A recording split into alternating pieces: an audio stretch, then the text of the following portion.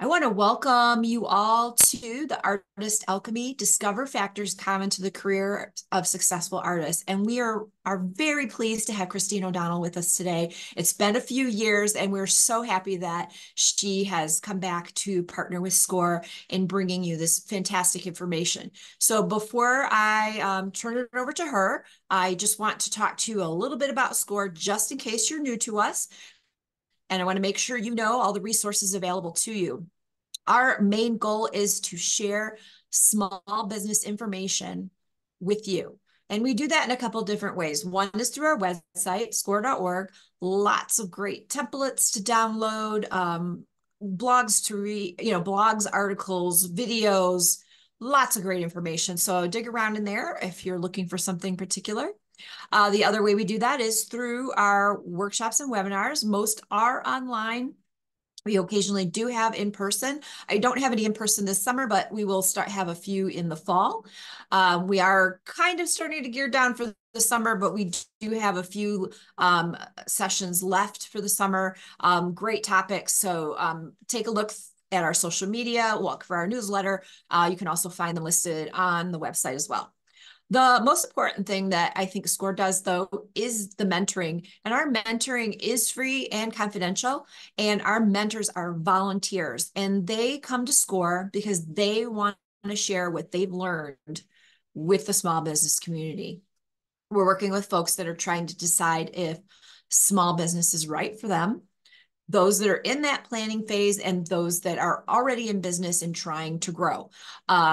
People come to us asking about many different kinds of topics, and we can match you to someone in our chapter, district, or the national level. So if you've never had a SCORE mentoring session, the first session's gonna be probably around 40 minutes. They want to learn about you, what your goals are, what your challenges are, and they're going to work with you to put together a plan to help you. Our mentors are not shy in bringing other mentors in to assist. They work as a team when needed. So it's often for future sessions, a co-mentor might be joining, or they'll have reached back for advice from someone else, or sometimes they'll refer you to someone else as your needs change. So it's a really wonderful experience. If you've never done it, really strongly encourage you to do that. How do you get a mentor, you might ask? So that's very easy.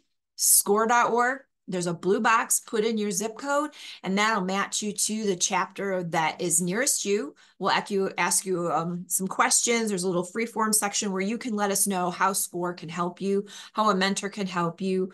And we'll use that information to match you to the person that is most appropriate. So we are recording today. You're going to ignore the part that says that we're going to put questions in Q&A, because we're going to do everything through chat. There's going to be questions throughout, so get your typing fingers ready. And I will have that recording, this recording today, posted within the next 24 to 48 hours. So you know where to find that information. So I'm going to go ahead and pull my share down. I'm going to turn it over to Christine, and I know she's got some information to introduce herself as well. So let's get started. Hello, everyone. So happy to be with you all. I am just pulling up my presentation, which I'm assuming everyone can see now. Just let me know if you can't. All right.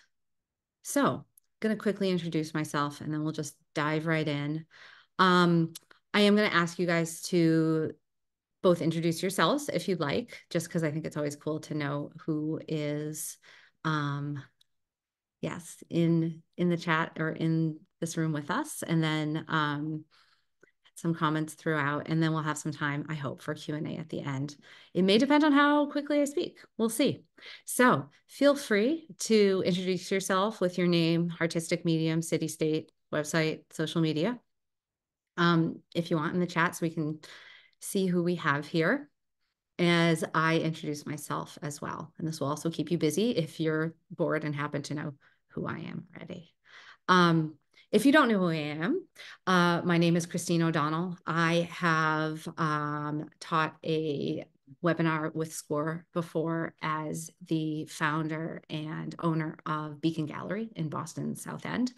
Beacon Gallery became a nonprofit entitled ShowUp in January of this year after about a year of executing that transition.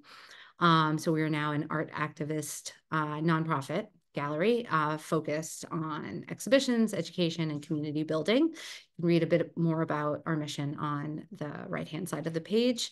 But my background is not only in art, but also in art history and in education. So one of the things that I absolutely love is having the opportunity to come and share my knowledge with other people. It's one of my favorite things to do. So one of the things that I've learned since I opened both Beacon Gallery and have now continued my work as, in this field is the various things that have brought people success in the arts. And I am really excited to be able to have put some of those concepts into words and to be sharing those. This is really the first time. So I'm hoping that at the end of today, after having shared these items, that you will be seeing as well the 3 factors that I see as supporting successful artists. And that you'll also be able to identify and take from that some practices that fall underneath these 3 factors that you can use yourselves. Because this is not just me saying, oh, these people are talented. Look how well they paint or something like that. That's not really productive for any of us. And so take them and find actions that you can integrate into your artistic practice to support your own success. So we're going to be able to name them, identify, and then integrate. So 3 factors driving success.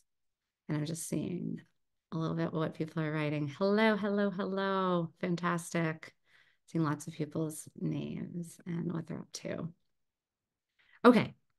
The first question that I have for all of you, and these aren't necessarily things you need to write in the chat. Obviously, if you're feeling really effusive and want to start a discussion there, feel free.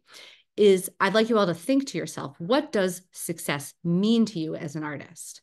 A lot of people I talk to, I feel like they only have one definition of success, which is usually to sell art. And I want to encourage all of you to think beyond that in terms of other ways or additional ways to define success for yourself. And also to think about where you see yourself in 5 years and what you're looking to accomplish or say with your artwork. Because remember, success isn't always selling. Some of the ways when I brainstormed about this that you could be defining success is, yes, sales. So I've given some ideas of like all the different ways sales could be redefined, because again, it's not just selling a lot of work or having a huge sale, for instance. Success can also be presence in certain spaces or representation. It could be exhibitions. It could be prestige, such as having a solo exhibition as opposed to a group exhibition. Going to a bigger art fair, for instance, a more prestigious art fair. It could be exposure, coverage, or notoriety. And it also could be more connections, catalysts for collector and curatorial connections. And so these are all things that the 3 various concepts that I'm going to talk to you about today, I think can support.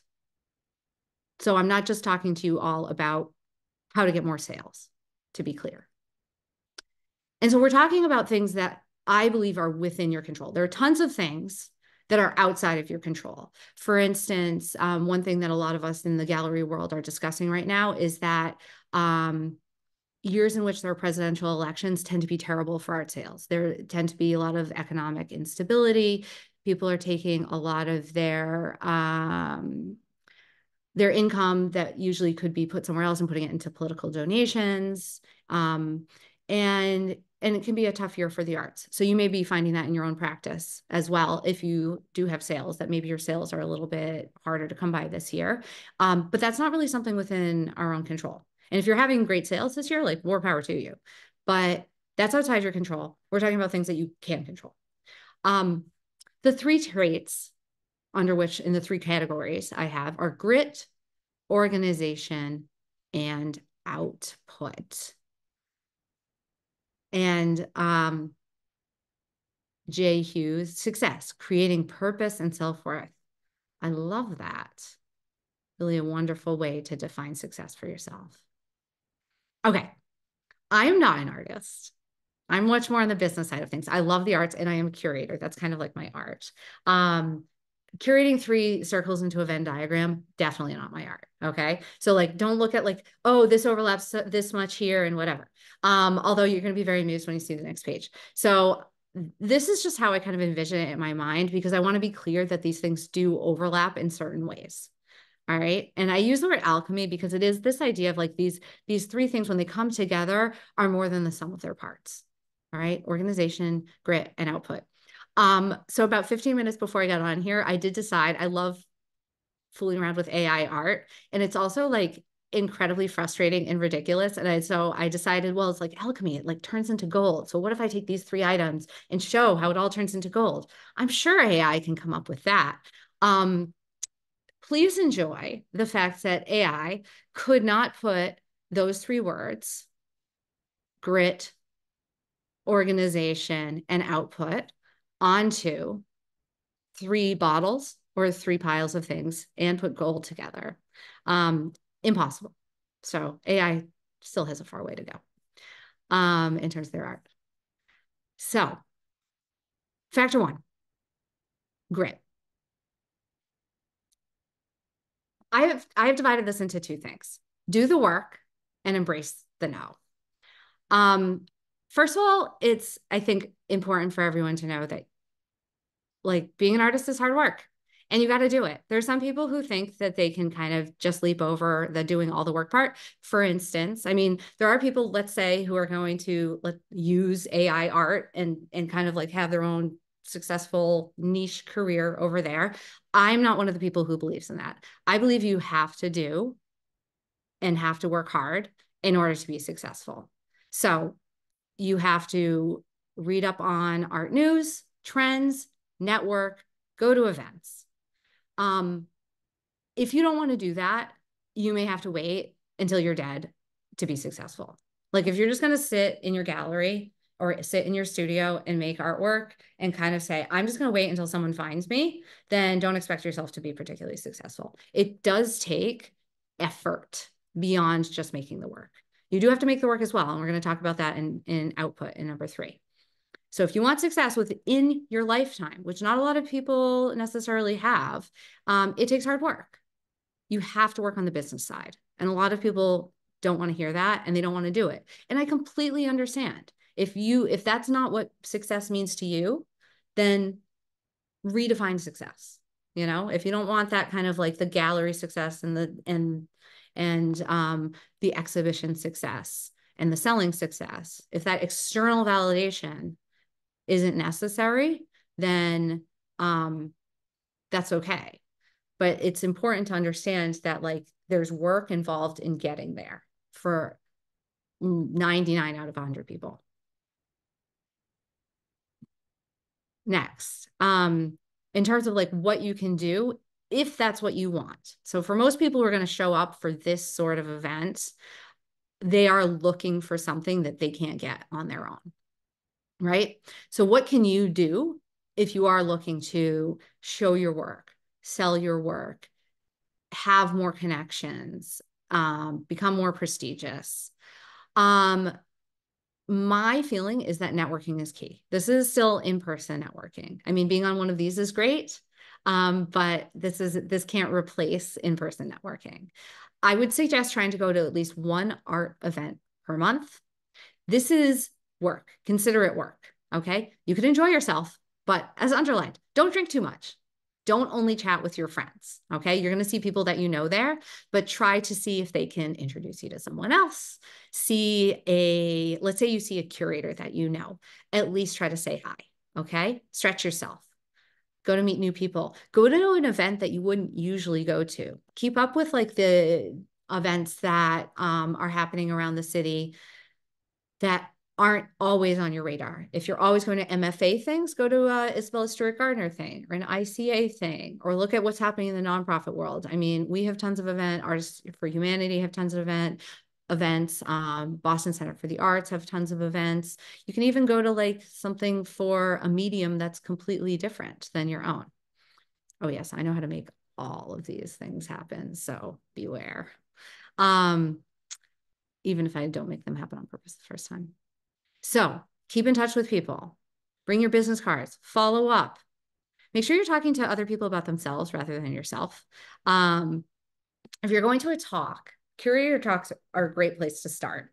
Pay attention to when those are happening. Ask a relevant question, or either during the talk where you can ask it in front of everyone, sure, or ask it after. If you're in front of everybody, don't ask a long-winded question that's about showcasing your knowledge. Please, please, please. A lot of people think that I'm going to impress everybody by kind of explaining something that I know, but like, seriously, it's super transparent. Don't do that. Okay. Ask a thought-provoking and smart question. You'll impress everyone a lot more. And then follow up. And let's see, do the work. Concepts for approaching creative change makers. So let's say you met that curator, right? You asked that great question. Then you're milling around afterwards at an event. Email them, figure out their email, or you see them, invite them for a studio visit, invite them out for coffee to get advice. Do not ask these people to give you a show. Okay, that's not how this works. Just to be clear. Attend more talks of theirs. Read what they've written. These people are almost all writers as well. Okay. Yeah, if they aren't writing about what you're making or are interested in, they probably aren't going to be interested in you, just to be, crystal clear about what's happening. If they're writing about like 16th century Indian sculptures and you're making hyper, like electronic art and music that gets installed, in bathrooms or something, like you may be barking up the wrong tree. Send a note complimenting them on something that they've produced. All right. This is like you're trying to build relationships. Okay. These are humans. All right. And imagine putting yourself in their shoes. If someone was just constantly asking you for things, or lots of people were constantly asking you for things, you A, would always have your guard up, and B, would not be very interested in doing anything for anyone. But if you're someone who's trying to build a relationship that's not about being asked to do things, then you would be willing to actually interact with the person. And then you just see where it goes. And if you do enough of that with enough people, then maybe something will come out of it eventually. And you find that you might actually make a friend or enjoy your relationships with these people and become more of an insider in the art scene. All right. Sorry, I'm just keeping up on all these things. And that is part of making things happen for yourself. All right. Cold calling galleries is really just not that productive, to be honest with you. I wouldn't recommend it.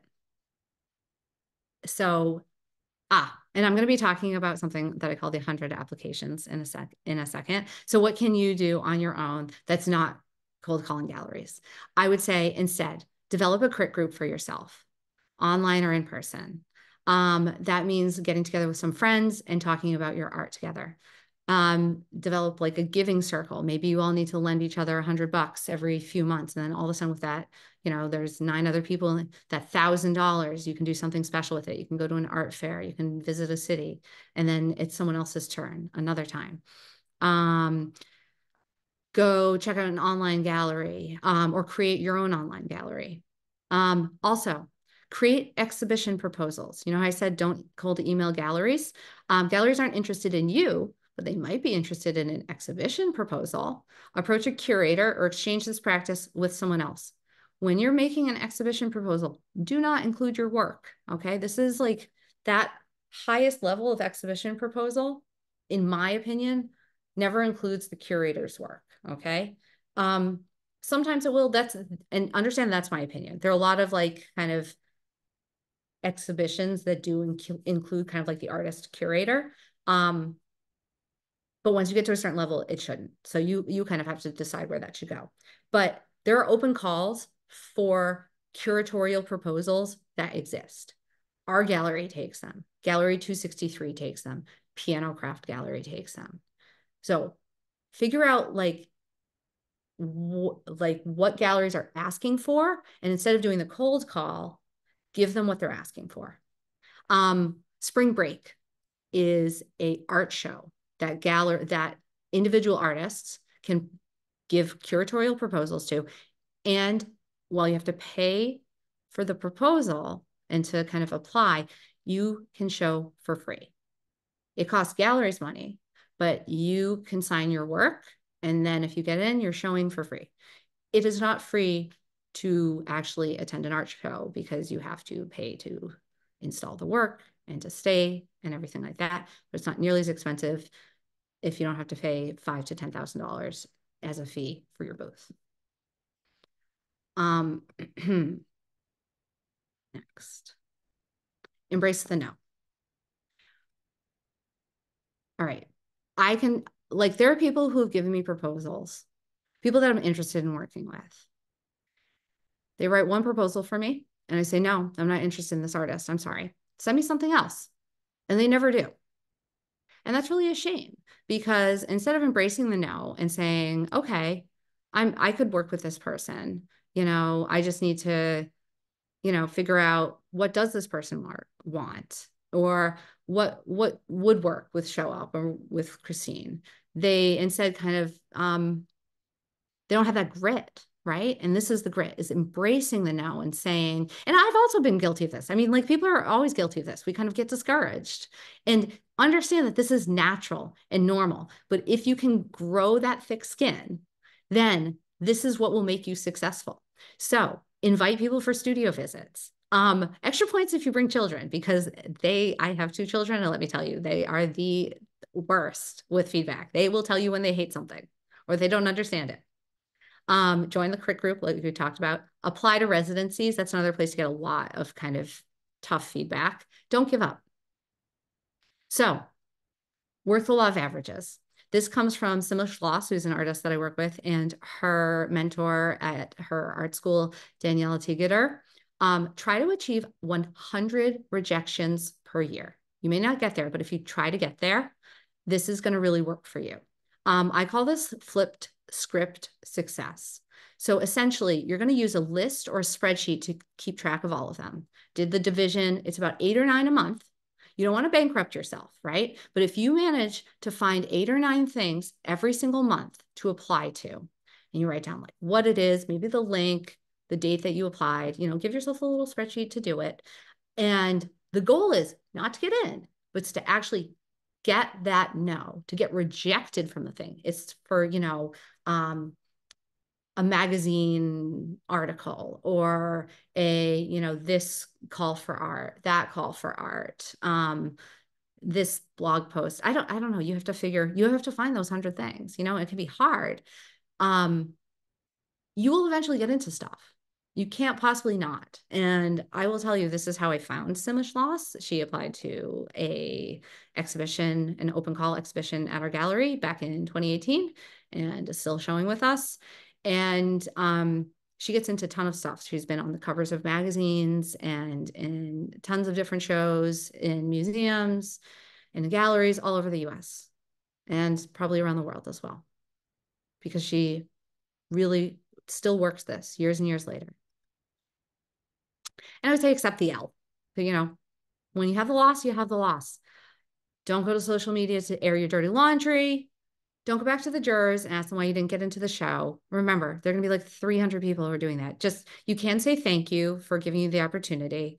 We don't mind that, but it's really tough when we have people kind of coming back at us, questioning our decisions, having been a juror. Do consider what can be learned from any negative situation. Like, look, you're going to have situations where you're annoyed, where you get rejected for something and you don't agree with it, where you get a crit where you're like, I just don't agree with this crit. See what you can take away from it. What if I'm in their position? Here's how I'm going to do things differently when I'm the one giving a crit.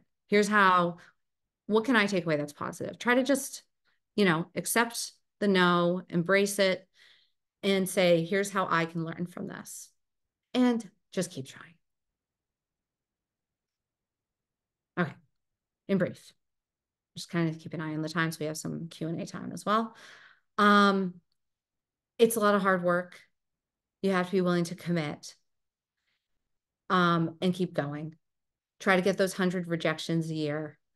Think about what you can do for yourself. All right.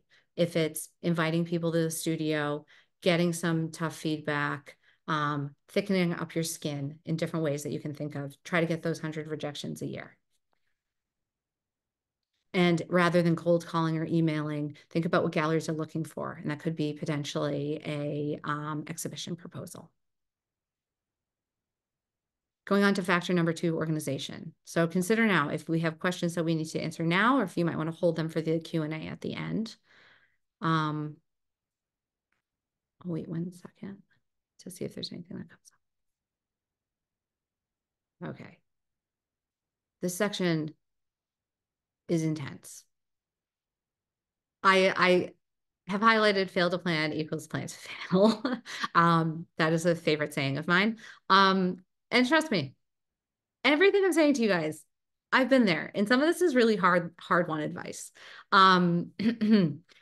If you're prepared for opportunities, you're going to be ready to jump on them, because not all artists, this may shock you, but not all artists are organized. And sometimes last minute opportunities come up because the artists aren't ready, and or there's extra space that's available, or who knows what, there's extra pages in a magazine. And here's the thing, if you can solve other people's problems, that's going to help you be successful. So we want to work, we as gallerists, other people, other artists, everyone wants to work with people who are solving people's problems, not creating the problems, right? I don't want to chase people around for their CV, their bio, their statement, their headshot, etc. So this is all kind of like, everything that we've talked about is kind of like auxiliary to the art itself and to making the art. And understand that all of this stuff is also part of your reputation, right? Not being the person who kind of goes back to the juror and says, why didn't you accept my work? Or putting out, that airing your dirty laundry about how unhappy they are about not being accepted to something online, or, being that person who keeps slipping through the curator's fingers and won't answer the emails. Yes, we have a great question on where can I find more about writing curatorial proposals. I would say Google off the top of my head, and I'm sure there's lots of other good places as well. I don't have anything. We do have a template on our website that we use. It's not like a great template, but it's a small one that we request. But there's also some more about that. I'm sure lots and lots more online. So in any case, if you really want to be prepared for any opportunity that comes your way, here's what I would suggest that you have ready. Your resume, CV. So resume and CV are essentially the same thing. One of them is going to be like everything you've ever done, and one is going to be a selection of them as you are more experienced. Usually it's going to be just the selection of that you'll need for any like one opportunity. You should always maintain both, because you don't want to forget anything that you've done. Bio of yourself, artist statement, headshot. These don't need to be huge, long documents, but you do have them. Maintain a calendar of upcoming shows, and make sure you know the availability of your art. All right. You don't want to double promise a piece somewhere. Make sure you're keeping an email list of your collectors and followers so that you can keep them up to date on things. You should have a social media presence. It's good to have a social media presence so that, again, that's something you can maintain, that you're growing your following. And an up-to-date website doesn't have to be complicated. Hopefully with your new and upcoming exhibitions listed and your artwork. Okay. I do have a link for this that I can send you all, or that is going to be posted for all of you in the chat. A master checklist of all your artwork. So this means that as you're making artwork that you think is good enough to sell and or post, and or display somewhere, I highly recommend that you keep a master list of all of it. So that's ready when someone wants it, or if someone wants to look at everything that you have available, that you can either copy and paste from this or send them this. It can have different tabs as well. If you want to be like, here's my 2D work, here's my 3D work, or here's my work from 2021, from 2022, from 2023. These things are divided out by lines, not because of like, for any particular reason other than to make it easier to read. Image, title, dimensions. So you can see here, I just literally did a screenshot of our current paper cutting show. So that's what you're seeing here. So you don't always need to have first name and last name because you're you. This is from a group show. So we have the image of the work, first name, last name, title of the piece, unframed dimensions, frame dimensions, medium, year, price, frame cost, and then we have an installation plan. So obviously that's another thing that you can, that I actually don't even have on here, is the maybe notes on how it needs to be installed, availability, exhibition history, where it's been featured, if it's been in a movie or something like that, purchase history. I would also highly recommend you do this with editions of works too, noting who has what. It's really easy to let this stuff slip through your fingers. And then once you let it go too long, it's really hard to get it back. But if you keep doing it the whole time, it's great for you. Like all that stuff, there's only a certain amount of it, like only the first few lines that you really need, that like gallerists are really going to need, in terms of like, we don't necessarily need to know who owns your pieces, but that's the type of things where you're coming to the later years in your career that you'll regret if you haven't done. And obviously sometimes a gallery won't tell you who has owned something, but if you at least have the date and the price, it'll help you with your comps, and just that knowledge is worthwhile. Any knowledge you have that you can hold on to, because it won't stay in your head. You might think it will, but it doesn't. And then to be prepared for an exhibition, and specifically at any one time, having a ready to install body of work, which is about 8 to 12 pieces. It can be more, it can be fewer. I mean, if you have 4 enormous pieces, who am I to say? These is just some general suggestions. An artist statement. So meaning like, this is what this body of work is about. Okay. Ready to install, to be clear, means that your artwork is dry. I have people that come, and lots of galleries do, and we all kind of laugh about it, where the artists are coming in and they are varnishing the pieces once they're on the wall, or the artwork is wet and and people are getting paint on them as they're being put up on the wall.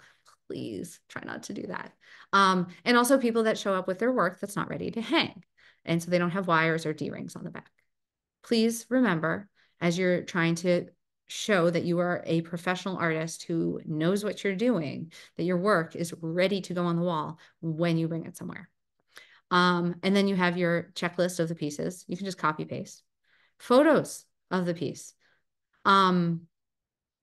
It's great to have professional photos. Professional photos can be super expensive. Your mobile phone, your cell phone, can take great photos as well. These just need to be a photo of the piece, like this work by Paula Augier behind me. You don't need to have like the whole installation shot. I don't need to see the pink wall. It would just actually be the piece itself. And because this is a print, you could have the signature and everything at the bottom. As long as you're capable of taking a non-blurry cell phone photo, that is good enough. And some people give you feedback if they want something else. And make sure that you know how to read and adhere to a contract, okay? Your reputation is built on trust. And if you don't understand something in the contract, ask about it. I run what's called the brush up series. And these are things I essentially like craft the series based on what I think artists need to know. So again, kind of like the opposite of this. This is what artists are doing to be successful. And then the brush up series, which is an hour monthly. I have one tomorrow night that is about storytelling, and I'll talk more about that in a minute. Storytelling and content creation, 7 p.m. tomorrow night, 6:30 p.m. tomorrow night. It's 90 minutes actually, with a special guest, Jody Tatiana Charles, who's a marketing expert. And then next month in July is about contracts and legal issues. And so, yeah, if you hear the word contract and you're like, oh God, make sure that you maybe pay attention to when that's coming up. All right. And then for successful shows, invite your collectors, help carry out the marketing strategy. So that means like posting on socials, sending out emails, talking about doing an artist talk, considering ways to activate the space, seeking media attention. Thank you, Nikki, for saying that the brush up series is excellent. Going back to the inviting your collectors and followers, having an exhibition is a partnership. It's not, some people think it's like a one-way street where you're gracing the gallery with your presence and then they need to do everything. It's just not. It's a partnership. I understand that some people don't love the whole 50-50 split and they think that the gallery needs to like kill themselves, like that's their audience, it's their people who are going to buy the work, and we could have a whole other hour-long talk about that. And it's one of those things where if you can't see it as a partnership, then you need to have a significant discussion with the gallery before you kind of decide to go with the gallery, and just make sure that you guys are on the same page. Okay. Ensure that the gallery or you gets installation shots. So these are going to be the shots where you have a picture, not of you installing the work, or someone installing the work, but actually the work hung on the walls, because these will be really useful for you in your own, social media and in future, like a prospectus for a show, or if you want to take this exhibition elsewhere, or if you want to do an exhibition proposal. Trust me. And you want to have access to these things. Make sure that you actually get them sent to you and that you put them somewhere in your own Google Drive, on your computer, etc. Opening, reception, again, photos. Try to get documentation of everything. All right. Because you never know when they're going to be like, oh, we just went bankrupt. Sorry. Goodbye.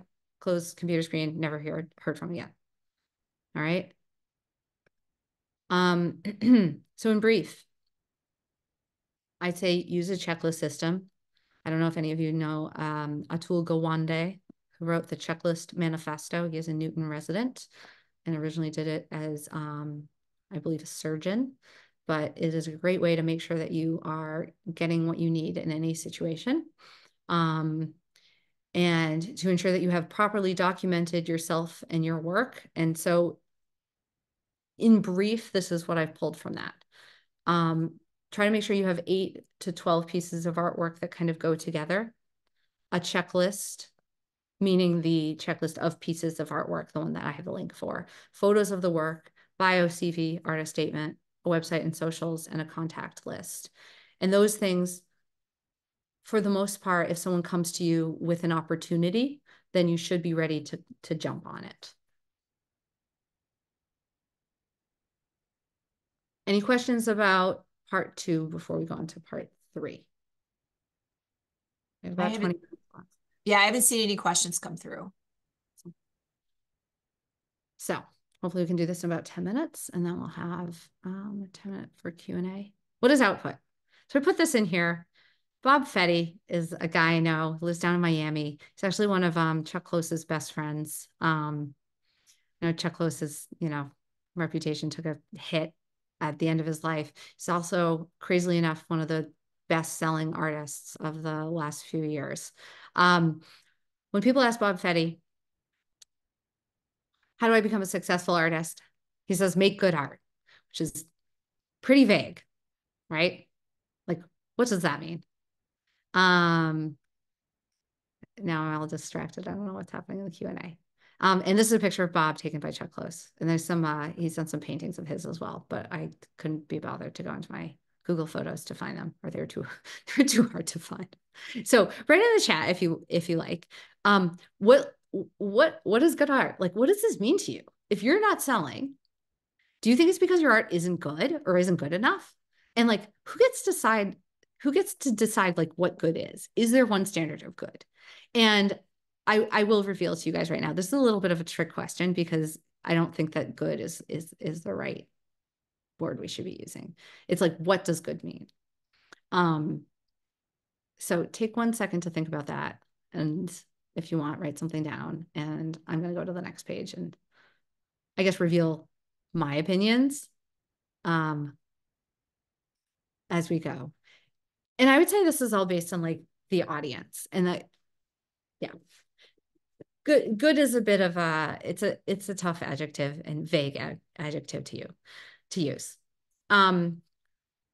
It's again kind of like, what does success mean, right? What is good? What is success? It's really based on the audience and the perspective. So for me, what I would say is that it's like, what are people looking for? Commercial galleries are probably looking for work that sells well. Certain collectors are looking for something that's visually beautiful. Other collectors are looking for something that will go up in value. Other collectors are looking for something that's going to impress visitors to their house. A final group of collectors, for instance, I was in Charleston, South Carolina this weekend, and like the tourist kind of art gallery they're looking for things that are going to remind them of their travels, or going to have like that heart connection. So you're really looking to kind of like find something that's going to move people really deeply for a personal reason, and that's almost impossible to know what that's going to be. For museums and art historians, halfway down the list here, something that successfully pushes the narrative of art history forward, / makes a new statement, / uses new materials. Yeah, that's a long one. We're going to talk more about that. For the creator, I would say was enjoyable to make. I think that's what good art is. Something, there's a whole process art. Jackson Pollock, that he did not make that art because it was attractive to look at. That was not attractive art back then. And people did not think it was going to sell. That's my opinion. It was about the process of splashing that paint on the canvas. And there's a lot of other art like that as well. For the creator and collector, telling an important story, and so many other things. Oh, and in my, yes, an extra point is if the artist is now dead. That is sadly also the truth. I'm reading about, oh, yes, pricing your work is like a whole other thing. I don't think that we're going to be able to, maybe in the Q&A, we can talk a bit more about pricing. Here, talking about kind of like this output concept. We're not going to quite go there yet, we'll say. So selling well for commercial galleries, I would say you have different galleries, have different audiences. You need to know your market. Okay, that's the big thing here, all over. Think about who you're making art for. Okay. Just as a bit of insight, because this is a piece that I think that people kind of have a hard time grasping, is that knowing who you're making your art for. Is it yourself? Is it a commercial gallery? Is it the museum world? All of that will help you kind of get a better sense of like where your art could go, because I think that a lot of people are disappointed that their commercial work is not interesting for museums, is not institutionally kind of focused, or they don't understand why one market versus another isn't interested. And there is a level of analysis that can help with that. And so, for curators, for instance, and this goes into, the guidance for curatorial proposals as well, is that often they're looking to ask questions, contextualize current artwork in a greater art historical narrative. And then you're looking to kind of like push the boundaries of what has already been done in the past. And so this also means that you need to know what has been done.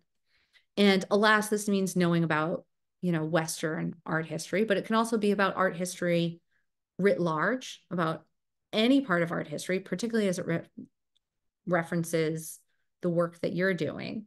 But, I can recall seeing someone who, makes 3 big black lines on a canvas and is showing it to me. I'm like, that's great. But, Franz Klein did that like 60, 70 years ago. And it's like, but if you don't know who Franz Klein is, it feels like this might feel new to you, but it's not. That doesn't mean a restaurant doesn't want it though. Okay. And that's the key. It might mean that my gallery doesn't want it, but it doesn't mean no one wants it. And so it's knowing your audience. And it doesn't mean that you didn't have fun making it. So, and that goes back to also that kind of having the thick enough skin to say, okay, well, this one person didn't want it, but my work can't appeal to everyone. And being okay with that. I would say no. I don't really care what an artist's past like degree is, but sometimes I can tell that an artist is like needs more instruction and guidance. Sometimes I saw an artist this past weekend, like, and one of them was like self-taught and the work was like blew me away. And another one I said, this person needs a mentor. I think that oftentimes artists don't need to go and get a degree, but what they need is kind of like support from an elder, from someone who's more knowledgeable than them. And that's not something that you need to necessarily put on a CV, but it's just about just having a sense of of guidance. And that's where the studio visits can come in as well. And just kind of like getting opinions that are not your own on your work and getting the feedback and the crits. So here's my kind of tough love / managing expectations. Okay. Like galleries are kind of full of this work, but this work is not, let's say, pushing the art historical narrative forward. This work may be very fun to make, but we've seen a ton of it. All right. Drip paintings, alcohol ink paintings, the average abstract. Again, the average abstracts sell a ton and designers love them. And this is what companies want in, a lot of their rooms and what real estate agents want. But they're, yeah, you have to do something special to make them like get hearts racing, and derivative Basquiat and Pollock pieces.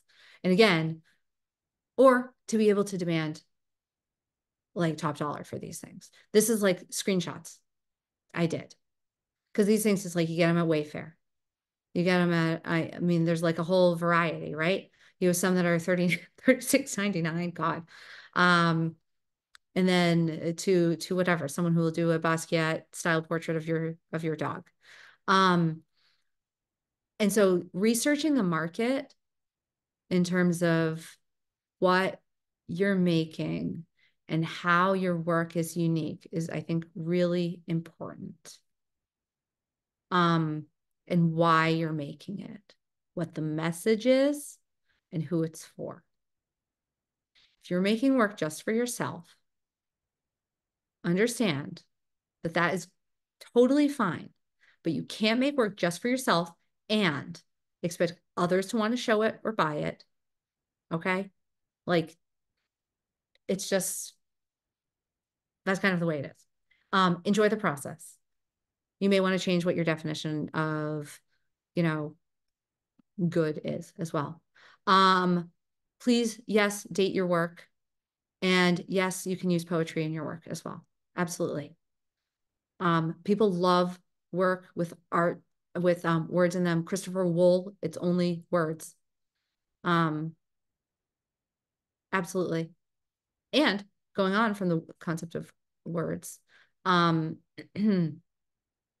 a story. Telling a story that engages an audience about your artwork and yourself is great. This is what people love these days. I do want to be clear that this does not mean that we're living in a time or that you should make this into the oppression Olympics. Okay. You're not trying to make it so that you are showing how you are the most oppressed individual of all the other artists in the world or anything like that.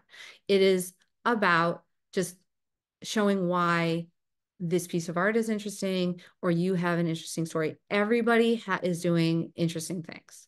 And the story of a piece or the story or your story can help you sell a piece, because what I've noticed is that I personally, for certain pieces of artwork that I own, and in the gallery, I'm naturally drawn to featuring artwork where I can tell a story to a client about it or to a visitor. It's just a question of finding the right story and the right way to present it. We have another interesting question. I'm going to hold off on that. Okay. A couple more little things. People need to understand what you're making. I've shown some really interesting work, and to be clear, ShowUp is an outlier because I've decided I'm more interested in kind of like that institutional focus of kind of doing academic, institutional, what's pushing the art historical narrative forward, what's different, non-commercial, not so much into selling the work as exhibiting work by art activists and acting as an art activist for underrepresented artists. But I have noticed that people need to understand what's being made. And if they can't explain it or grasp onto it, they're kind of like, I don't get this, and kind of disengage a little bit or completely. And so I did put it, it's like, and because these are 3 different artist that I was specifically thinking of. Embroidery on vintage fabric. This is the Tiny Pricks project that's part of our September exhibition. Sculpting with oil paint is one way that I would describe Levon Jenkins' work. Similar to Van Gogh is the next work that I'm going to show you in a second. If they can't understand it or can't understand it now, it's often the case that it doesn't mean it's not good. It doesn't mean that it's not successful, which is a more in vogue adjective for just describing artwork these days.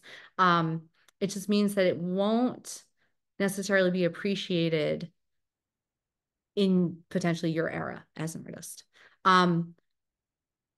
For instance, Matthew Wong, who died tragically young, only painted 40 works in 6 years. He's Canadian.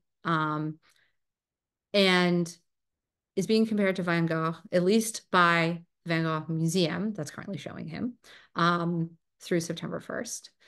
And with his intense colors and imaginative landscapes.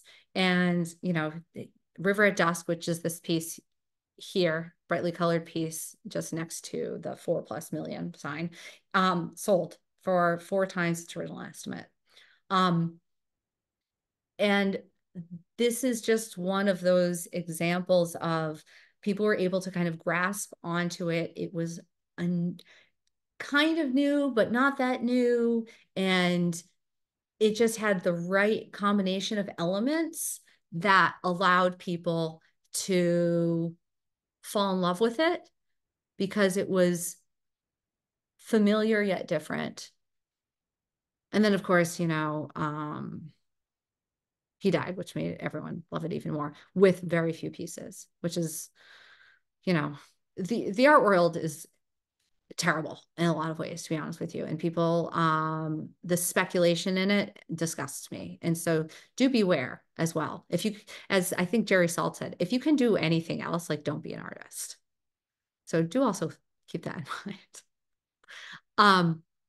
Finally, after that depressing side note, in brief, know your genre and its art history. All right. So you need to do the work in terms of like informing yourself. Know your audience.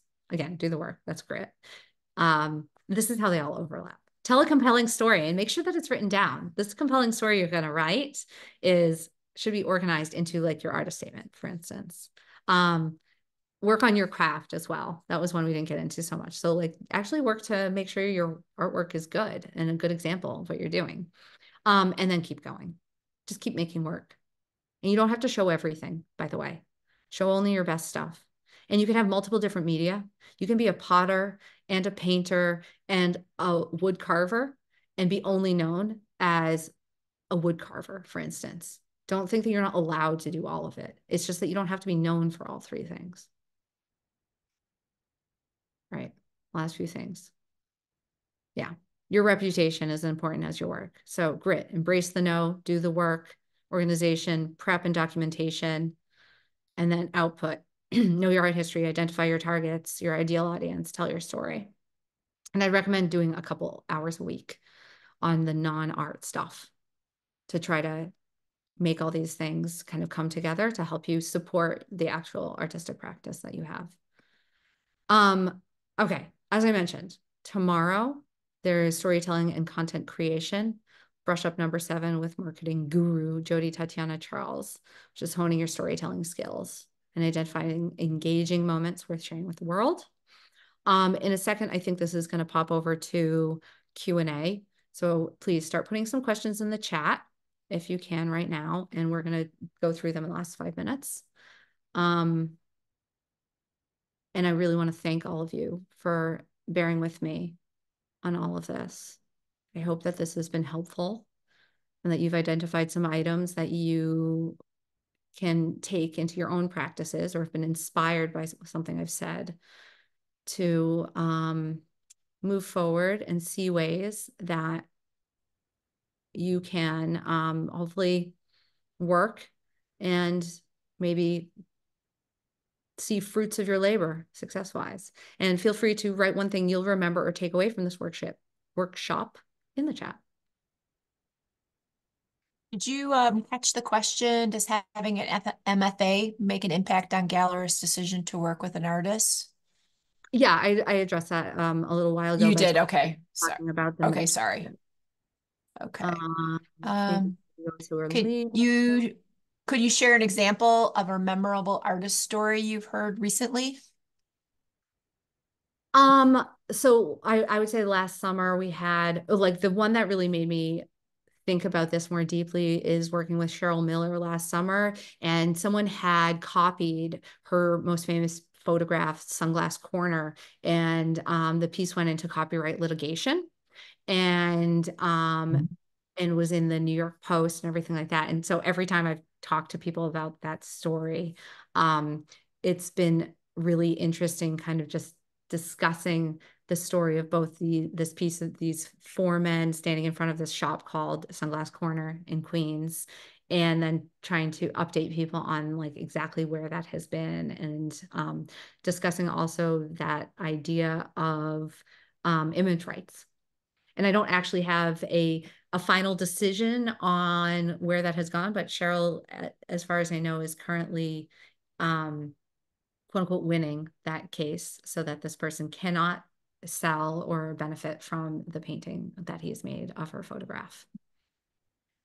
I hope that's been helpful. What else? I am known for a specific body of work that I've been working on for 5 years. How do I move into something else and still keep my fans? I think that it is very normal to have that situation. I think that it depends on to what extent you're looking to change what you're doing. I would say you can still do an output every once in a while of those pieces. I mean, if there's still a demand for those pieces and you still want to sell those pieces, then there's that. I think that you can also have side projects that kind of go off from there as well. I think you could also have like a main Instagram account that's like, or social media that's like devoted to that one thing, and then have another separate Instagram account or like identity that's focused on something else, such as Diana Weimar, the person I'm showing in the fall, has Diana Weimar. And then she has the Tiny Pricks Project, which is a whole that has 130,000 followers. And that is one whole thing. But she has other embroidery projects as well that live separate with her as the artist, as opposed to this huge project that's like a public art project that is the thing that most people know her for. Yeah, I don't see any more questions. Well, wait, there's one. Let me see. Do you have an opinion on marketing? I don't know, the Sklee prints, I don't know, or best places to produce them?